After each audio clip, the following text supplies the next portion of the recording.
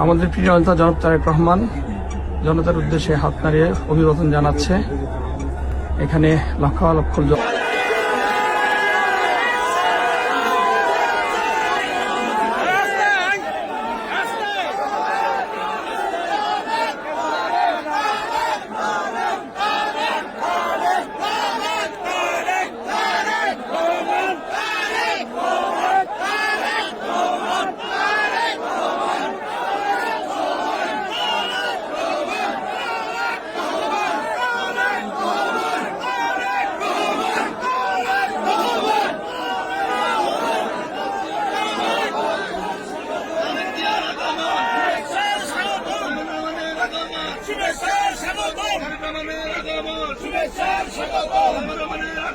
শুভেচ্ছা স্বাগতম।